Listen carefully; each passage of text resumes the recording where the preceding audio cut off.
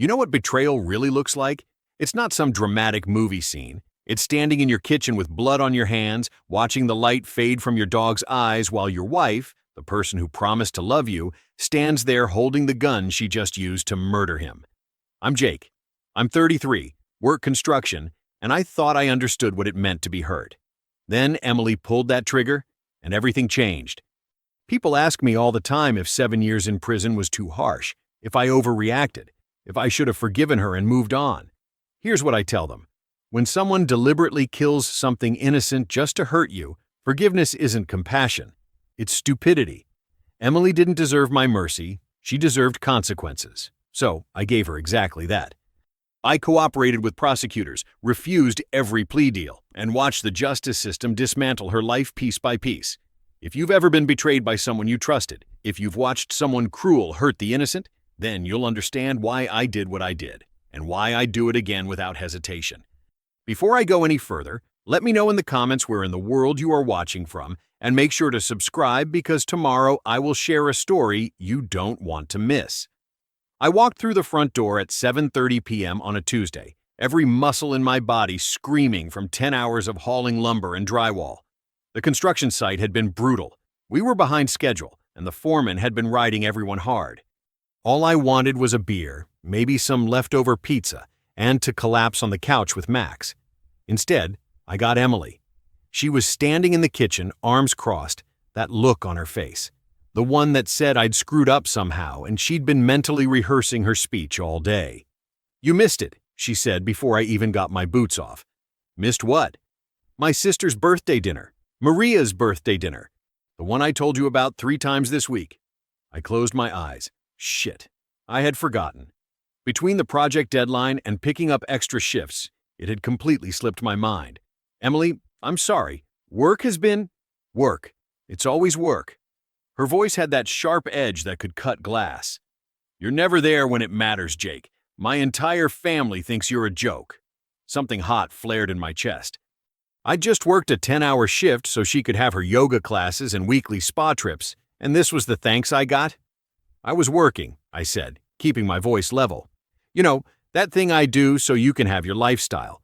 Maybe if you contributed something besides complaints, I wouldn't have to pull double shifts." Her face flushed red. "Contributed? I run this household. You spend money I earn while complaining I'm not around enough to watch you spend it." The words came out harder than I'd intended, but I was done playing nice. "That's not running a household, Emily. That's being a dependent." She grabbed her phone off the counter, hands shaking with rage. "You're an asshole. You know that?" "I'm honest." "Which apparently makes me the villain in your fantasy world where you deserve praise for doing the bare minimum." Max sensed the tension rising. He stood up from his spot by my feet and pressed against my leg, his warm weight reassuring. He'd been doing that since he was a puppy, always there when things got rough. Emily's eyes dropped to him, and I saw something change in her expression, something cold, calculating. "You care more about that damn dog than you do about me," she hissed. I looked at Max, then back at her. "Right now? Yeah, I do. Max doesn't spend my paycheck and then call me worthless for earning it." For a moment, she just stared at me. Then she turned and walked past me toward the back door.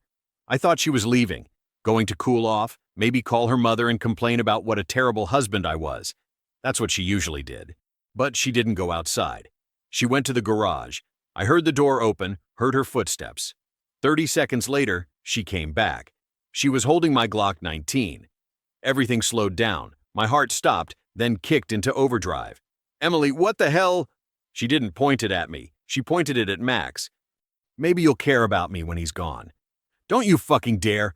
I lunged forward, but I was too far away, still by the door, and she was already squeezing the trigger. The gunshot was deafening in our small kitchen. Max yelped once, a sound I'll never forget, high-pitched and confused, and collapsed. I dropped to my knees beside him, pressing my hands against the wound in his chest. Blood, so much blood, spread across the tile floor, warm and slick under my palms. I could feel his heartbeat, rapid and desperate, fading beneath my fingers. "No, no, no, Max. Stay with me, buddy, please." Emily stood there, the gun hanging at her side, her face pale. I didn't think." "You didn't think?" I looked up at her, and whatever she saw in my eyes made her step back. You just murdered my dog because you were angry at me. Jake, I'm sorry, Get the fuck away from me. My voice was quiet now, deadly calm. You just crossed a line you can't uncross, Emily. I felt Max take his last breath beneath my hands. His body went still. The rage that filled me was unlike anything I'd ever experienced. Pure, focused, cold. I pulled out my phone with blood-covered hands and dialed 911. Emily's eyes went wide. What are you doing? What does it look like? I'm calling the police.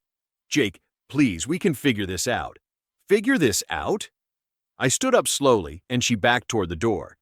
You just committed a crime. Animal cruelty, unlawful discharge of a firearm, reckless endangerment, and I'm making damn sure you pay for every single one. It's just a dog? Just a dog? I stepped toward her, and she flinched. That just a dog was family. More family than you ever were. And now, you're going to learn what consequences feel like. The 911 operator answered. 911, what's your emergency? I never took my eyes off Emily. My wife just shot and killed my dog in our home. She's still armed. I need police here immediately. Emily's face crumbled. Jake, please, don't do this. Address is 847 Maple Drive. The weapon is a Glock 19. I'm unarmed. My wife is the one holding the gun. Sir, can you safely distance yourself from the weapon? Emily, I said, my voice cutting through her rising panic. Put the gun on the counter and step away from it. Now. She was crying now, mascara running down her cheeks. Please, I made a mistake. Put it down. Her hands were shaking so badly I thought she might drop it. Finally, she set the gun on the counter. Weapon is secured, I told the operator. Send someone now. Emily sank against the wall, sobbing. I looked down at Max's body, at my hands covered in his blood, and felt nothing but ice-cold determination. She wanted to hurt me? Fine. I was about to destroy her entire life. The police arrived in 6 minutes. I heard the sirens first, then saw the red and blue lights flashing through the front windows. 2 officers came through the door with hands on their holsters, a male officer and a female officer, both moving with practiced caution. Jake Thompson? The male officer asked, his eyes scanning the scene. That's me. I gestured to Emily, who was still slumped against the wall. My wife Emily is the one who fired the weapon. It's on the counter there. My dog is... My voice caught despite my best effort. I pointed to Max's body on the floor. The female officer, her nameplate read Martinez, moved toward Emily while her partner secured the Glock. Ma'am, I need you to step outside with me. This is a misunderstanding, Emily said desperately, her voice hoarse from crying. We were just arguing, and I didn't mean, ma'am, outside, now. Officer Martinez's tone left no room for argument. While Martinez escorted Emily to the patrol car, the other officer, Brennan, according to his badge, pulled out a notebook and turned to me. Mr. Thompson, can you walk me through what happened? I did, step by step. My voice stayed steady and factual, even though part of me wanted to scream. I told Brennan about the argument, about Emily going to the garage, about her coming back with the gun, about the moment she pulled the trigger. You said you felt threatened when she came back with the weapon? Brennan asked. She came back from the garage with a loaded gun during an argument, I said. Yeah, I felt threatened. And then she proved I was right to feel that way by pulling the trigger.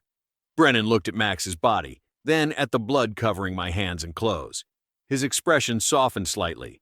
I'm sorry for your loss, Mr. Thompson. This must be incredibly difficult.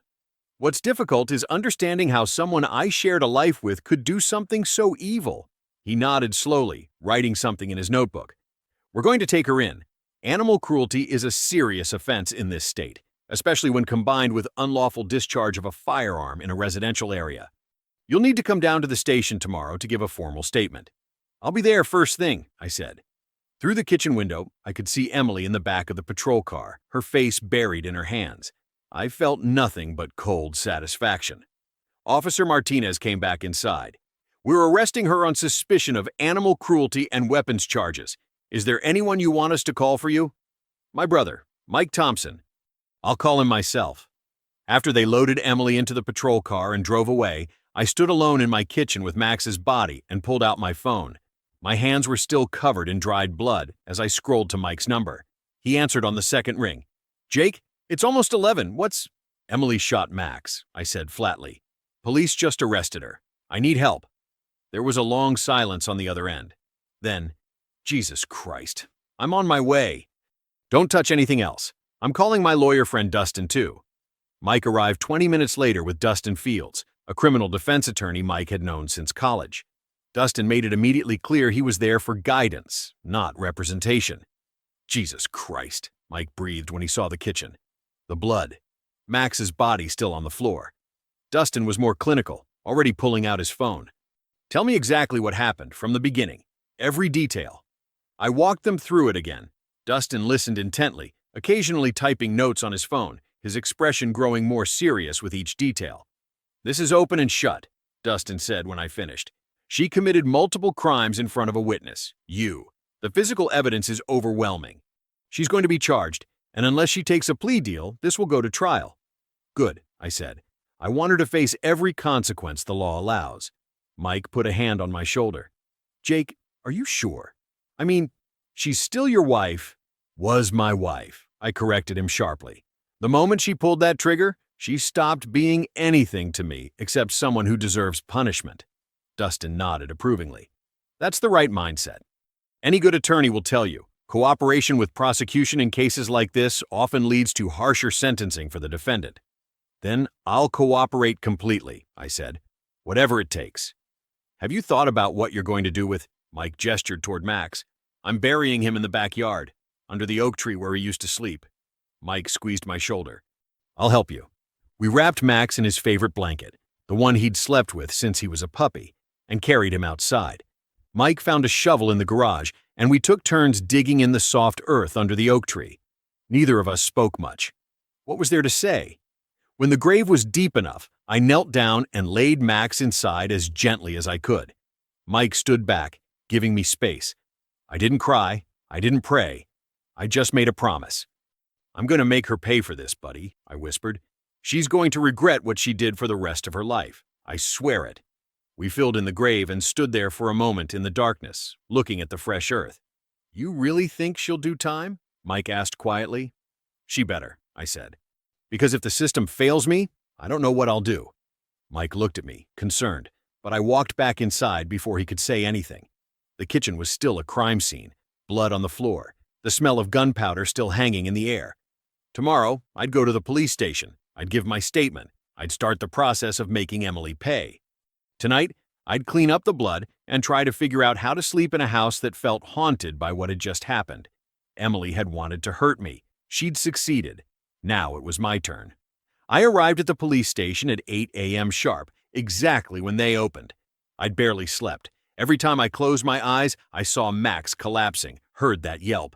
But I wasn't going to let exhaustion stop me from doing this right. Detective Sandra Myers met me in the lobby. She was a woman in her 40s with sharp eyes and a no-nonsense demeanor that immediately put me at ease. This wasn't someone who was going to let Emily walk. Mr. Thompson, thank you for coming in so promptly, she said, shaking my hand. Let's go somewhere we can talk. She led me to an interview room and spent the next hour taking my formal statement. I walked her through everything again. The argument, the garage, the gun, the shot. Every detail I could remember. When I finished, Detective Myers sat back in her chair and exhaled slowly. Mr. Thompson, I've been doing this job for 20 years, she said. And I can tell you that animal cruelty cases are some of the hardest to prosecute because people don't take them seriously enough. But this? She tapped my statement. This is clear-cut. She's going down. What are the charges? I asked. Felony animal cruelty, unlawful discharge of a firearm within city limits, and reckless endangerment. The DA might add more depending on what comes out in discovery. What's the maximum sentence? Detective Myers smiled grimly. If everything sticks, 7 to 10 years. I felt something loosen in my chest, the first hint of relief since Max died. Good. We'll be in touch as the case develops, she said. But I want you to know we're taking this seriously. What your wife did was unconscionable. Over the next 3 days, I learned through Dustin that Emily had been released on $50,000 bail. Her parents had mortgaged their house to come up with the money. The thought of them scrambling to save her gave me grim satisfaction. They'd raised her to be entitled and cruel, and now they were paying for it too. Emily wasn't allowed back to the house. The restraining order I'd filed made sure of that. I also filed for divorce that same week. Derek Alvarez, the attorney Dustin had recommended, handled the paperwork. There was no saving this marriage. There was only making sure Emily got nothing from me. 3 days after the arrest, my phone rang. Unknown number. I answered anyway. "Jake, please, you have to drop the charges." It was Maria Wallace, Emily's mother. Her voice was thick with desperation. "No," I said simply. "Emily made a terrible mistake, but she doesn't deserve to go to prison. Her whole life will be ruined. She murdered my dog in cold blood because she was angry at me," I said flatly. "That's not a mistake, Maria. That's a crime, and I'm not dropping anything." "But her life—" "Good," I interrupted. "She ruined Max's life. She tried to ruin mine. Now she gets to face the consequences." "You're being cruel. I'm being just," I corrected. "There's a difference. Emily made her choice. Now she gets to live with it." I hung up before she could respond. My hands were shaking, not from fear or doubt, but from rage that they still didn't get it. They still thought this was something that could be smoothed over, forgiven, forgotten.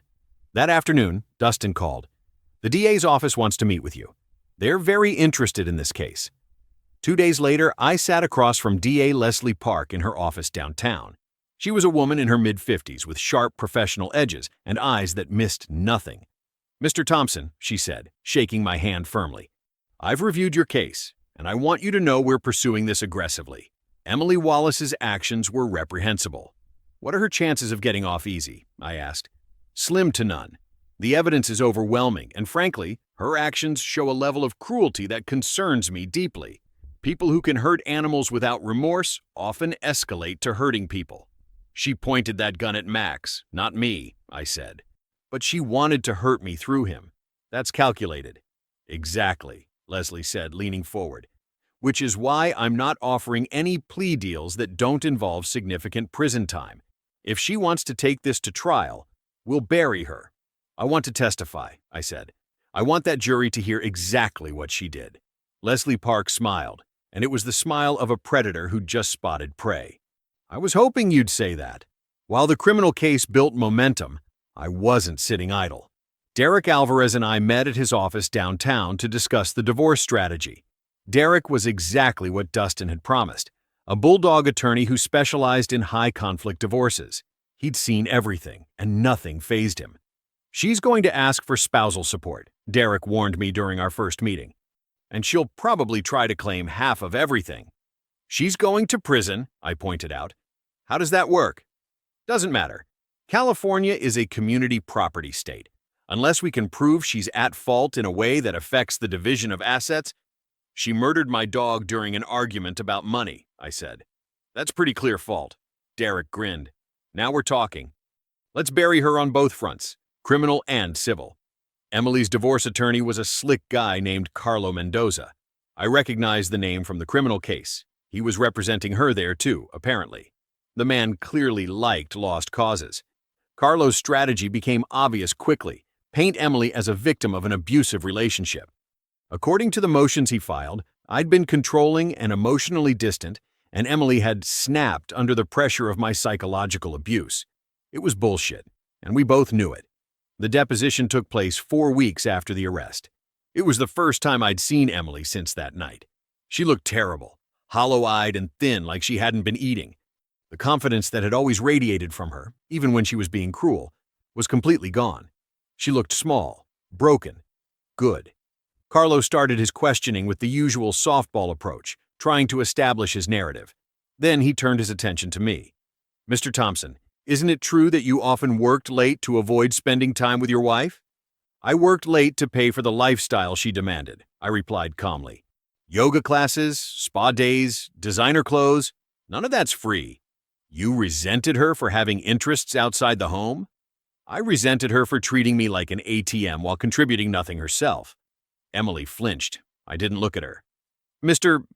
Thompson," Carlo pressed, leaning forward, "on the night of the incident, didn't you provoke your wife by making disparaging comments about her worth?" "I stated facts about our financial dynamic," I said. "If she found facts disparaging, that's her problem." "You compared her unfavorably to your dog." "No, I said my dog didn't spend my money and call me worthless for earning it." Which was true. Derek cut in smoothly. "Counselor, are you seriously trying to justify your client murdering an innocent animal?" Carlo's jaw tightened. I'm establishing context. The context is simple, I said, leaning forward and looking directly at Carlo. Your client didn't like what I said, so she got a gun and shot my dog to hurt me. That's not context. That's premeditated cruelty.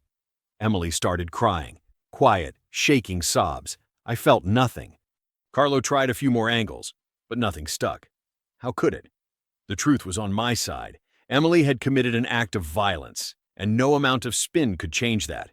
When the deposition finally ended, Carlo was red-faced, and Emily was a mess. Derek and I walked out to the parking lot together. That went well, he said, grinning. Her attorney's going to have a hell of a time selling the abuse narrative when his client literally committed an act of violence. How long until this is finalized? I asked. With the criminal trial coming up, we might want to wait until after the verdict. If she's convicted, it strengthens our position exponentially. I nodded. Then we wait. I want every piece of leverage when this is over. Smart man, Derek said. By the time we're done, she won't have a dime or a shred of dignity left. That was exactly what I wanted to hear. I drove home to the empty house. Emily's things were still there, boxed up, and waiting to be picked up by her parents. I'd made sure she couldn't set foot on the property. I walked out to the backyard and stood at Max's grave. The earth had settled slightly, and I'd planted some flowers there that morning. It seemed like the right thing to do. We're making progress, buddy, I said quietly. She's going to pay for what she did. I promise.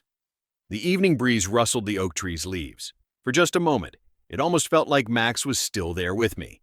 Then the moment passed, and I was alone again. But not for much longer. Soon, Emily would be alone too, alone in a prison cell, with years to think about what she'd done. 2 weeks before the trial was scheduled to begin, Leslie Park called me. Jake, Emily's defense team just offered a plea deal, she said without preamble. My grip tightened on the phone. What kind of deal? Emily pleads guilty to misdemeanor animal cruelty, pays a fine, and does community service. No prison time. Absolutely not, I said immediately. That's what I told Carlo, Leslie replied, and I could hear the satisfaction in her voice. But I wanted to make sure you were on board for trial. It's going to get ugly. They'll attack your character, your marriage, everything they can think of. Let them try, I said. I've got nothing to hide. Good. Because we're going for the maximum sentence. This woman deserves everything the law can throw at her. That's exactly what I want to hear. The night before the trial began, Mike came over.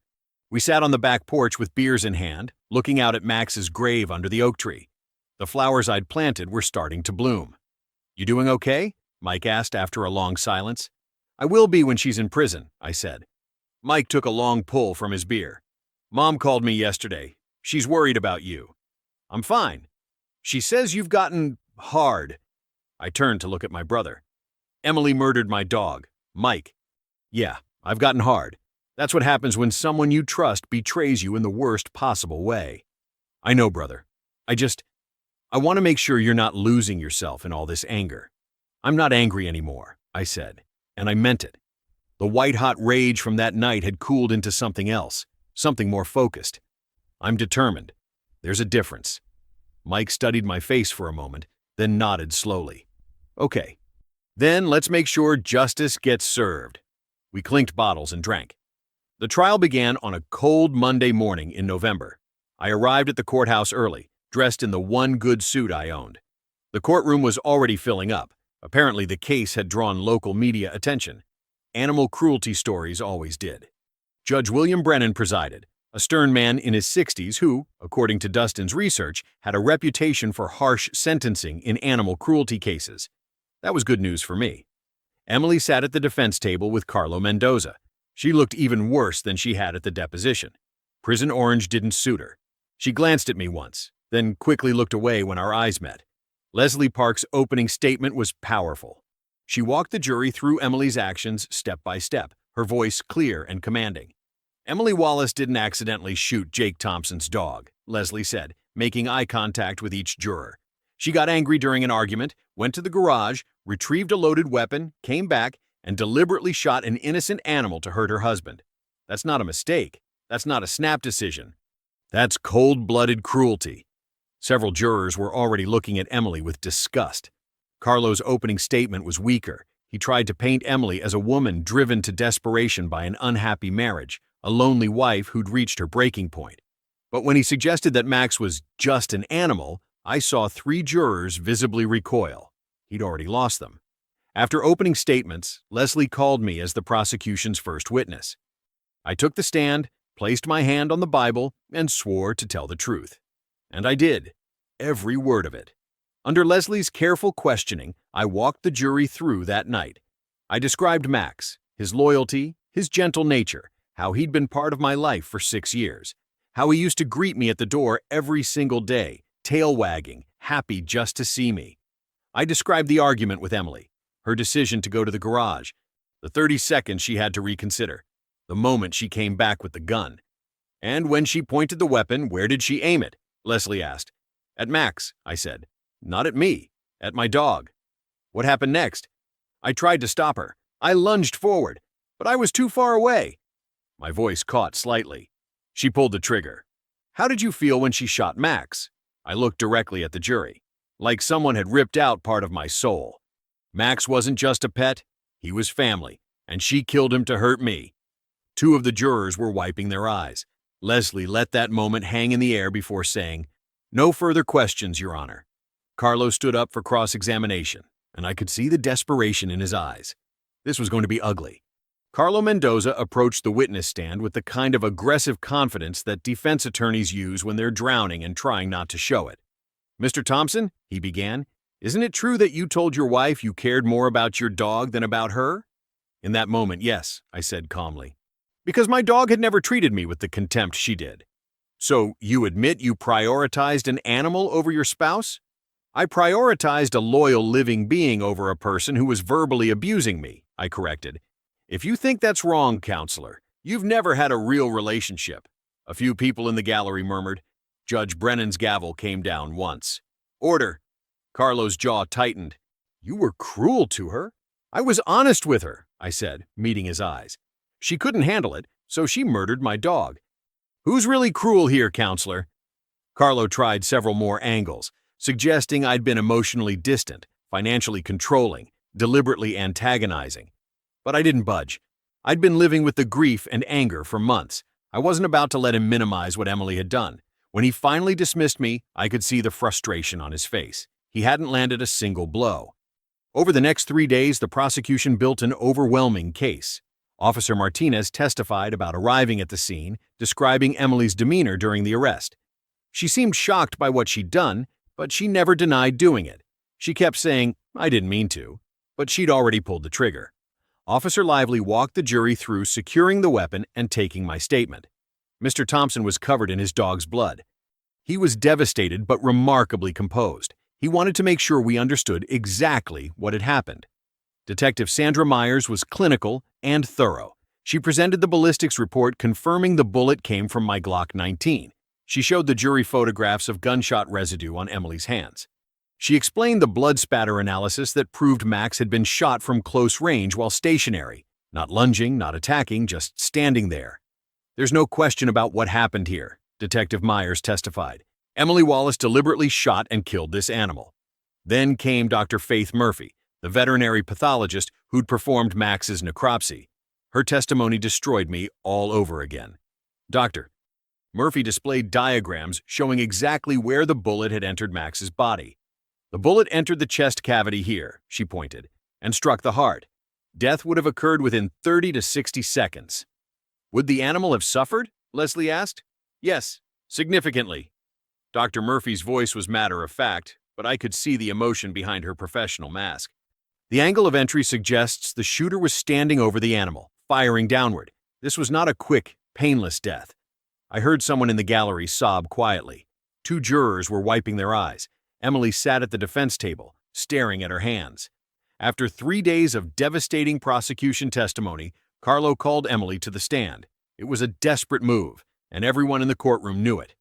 Under Carlo's gentle questioning, Emily painted herself as a victim, a lonely wife driven to desperation by a cold, distant husband. I didn't mean to kill Max, she said, tears streaming down her face. I just wanted Jake to see how much pain I was in. Several jurors looked unmoved. Then Leslie stood up for cross-examination, and Emily's facade crumbled. Ms. Wallace, you went to the garage to retrieve the gun, correct? Yes, but that requires walking past the living room, down a hallway, and opening a door. Is that correct? Yes. So you had multiple opportunities to reconsider your actions? Emily hesitated. I wasn't thinking clearly. You weren't thinking clearly enough to walk 30 feet, open a door, locate a weapon, check if it was loaded, and walk back? Leslie's voice was sharp. I was emotional. Ms. Wallace, when you pointed the gun at Max, where was your husband? He was trying to stop me. So you knew he didn't want you to shoot the dog? Yes. And you shot the dog anyway? Emily's face crumpled. I just wanted him to hurt like I was hurting. The courtroom went silent. Even Carlo looked like he wanted to sink through the floor. Leslie let that statement hang in the air for a long moment. You wanted to hurt your husband by killing an innocent animal? I didn't think... That's abundantly clear, Ms. Wallace. Leslie's voice was ice cold. No further questions. Carlo tried to salvage something on redirect, but the damage was done. Emily had admitted in front of 12 jurors that she'd deliberately killed Max to hurt me. The defense rested without calling any other witnesses. They had no case left. Closing arguments took place on a Friday afternoon, exactly 1 week after the trial had begun. Leslie Park stood before the jury with the quiet confidence of someone who knew she'd already won. But she wasn't taking any chances. Ladies and gentlemen, Emily Wallace made a choice, she began, her voice carrying through the silent courtroom. When faced with an argument she didn't like, when confronted with truths about herself she didn't want to hear, she made a series of deliberate choices. Leslie walked toward the jury box. She chose to leave that kitchen. She chose to walk to the garage. She chose to open the door, locate a loaded weapon, and bring it back. She chose to point it at an innocent animal. And she chose to pull the trigger. She paused, making eye contact with each juror. Those aren't mistakes, ladies and gentlemen. Those are decisions, and decisions have consequences. Carlo's closing argument was a desperate plea for mercy. He asked the jury to consider Emily's remorse, her mental state, the stress of an unhappy marriage. He painted her as a woman who'd made one terrible mistake in a moment of emotional crisis. But I could see it in the jurors' faces. They weren't buying it. The jury deliberated for less than 3 hours. When they filed back into the courtroom, none of them looked at Emily. That was a good sign. Judge Brennan called the court to order. Has the jury reached a verdict? The foreperson, a middle-aged woman in a blue sweater, stood. We have, Your Honor. On the count of felony animal cruelty, how do you find? Guilty. Emily's shoulders shook with silent sobs. On the count of unlawful discharge of a firearm, how do you find? Guilty. On the count of reckless endangerment, how do you find? Guilty. The courtroom erupted in murmurs. Judge Brennan's gavel came down. Order. I sat perfectly still, feeling the weight I'd been carrying for months finally begin to lift. She'd been found guilty on every count. Emily was crying openly now, her face buried in her hands. Carlo put a hand on her shoulder, but she shook it off. Judge Brennan set sentencing for 3 weeks later. Those 3 weeks crawled by. I went to work, came home, stood at Max's grave every evening, waiting. When the day finally came, the courtroom was even more packed than before. The media coverage had intensified. Apparently the case had struck a nerve with animal lovers across the state. There were protesters outside with signs reading "Justice for Max" and "Lock her up." Before Judge Brennan handed down the sentence, I was allowed to give a victim impact statement. I stood at the podium and looked directly at Emily. She wouldn't meet my eyes. You took something from me that can never be replaced, I said, my voice steady. Max was loyal. He was loving. He was innocent.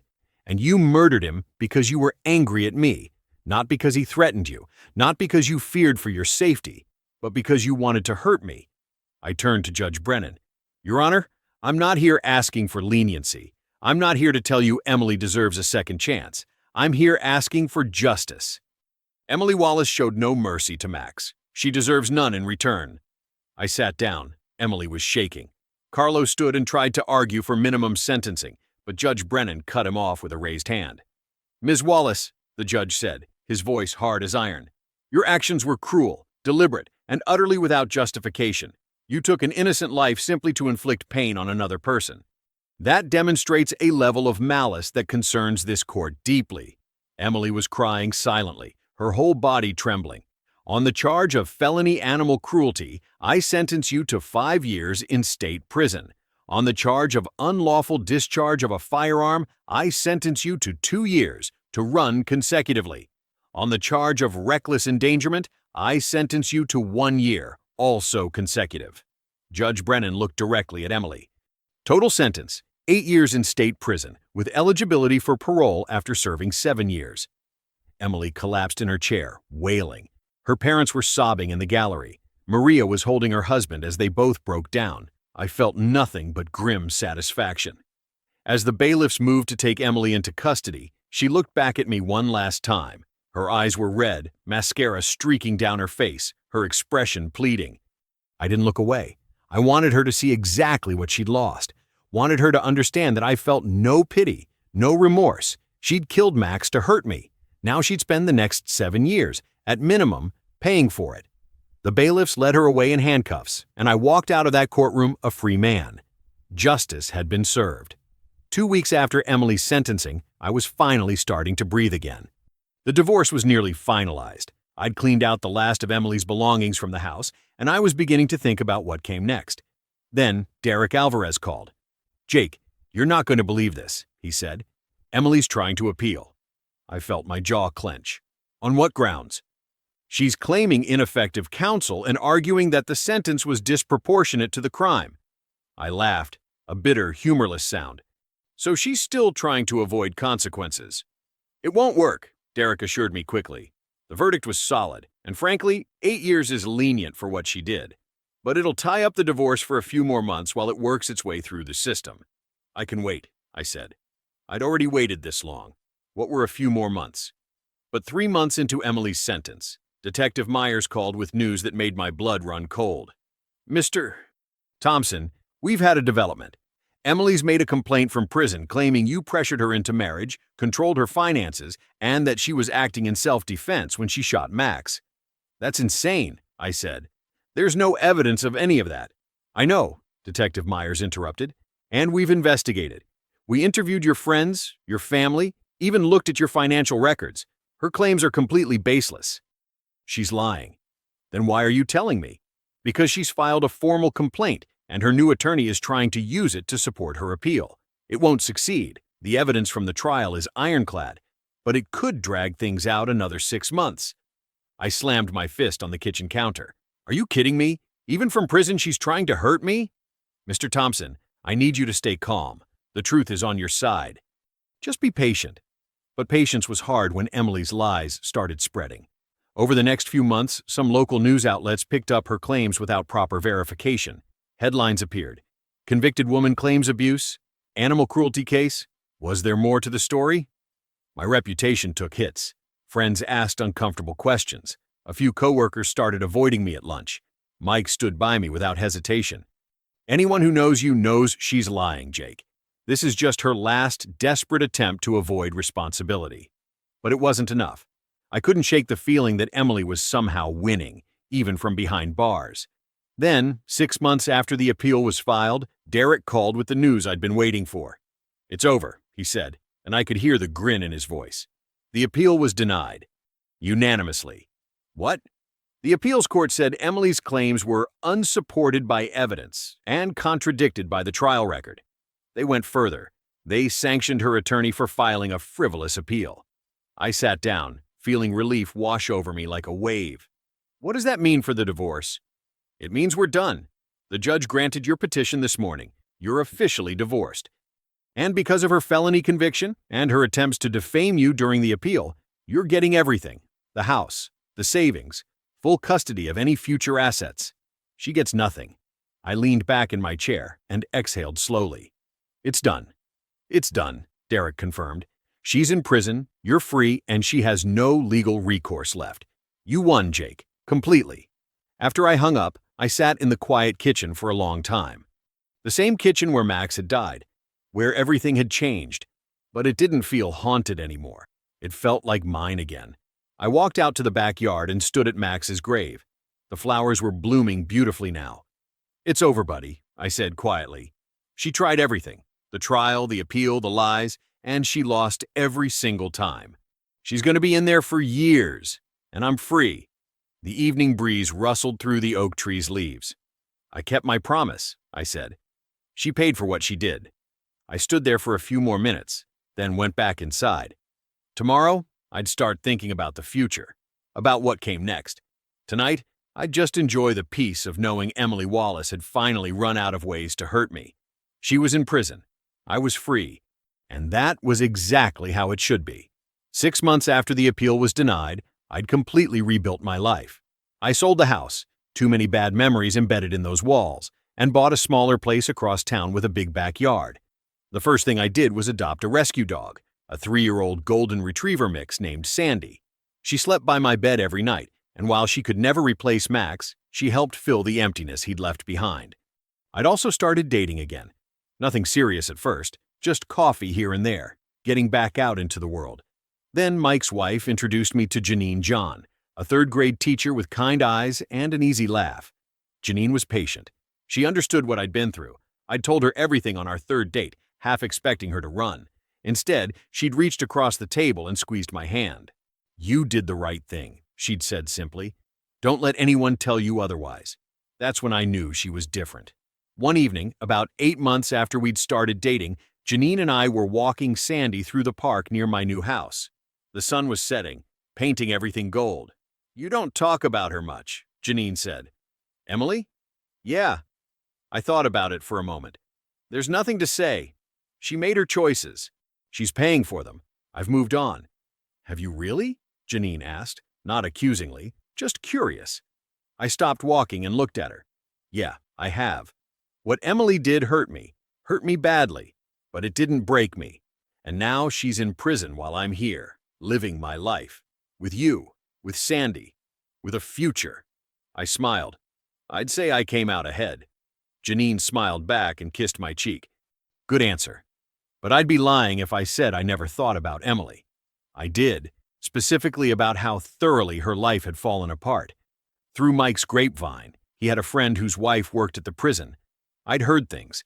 Emily's prison experience was brutal. She'd been classified as a violent offender due to the weapon charge, which meant stricter conditions and housing with more dangerous inmates.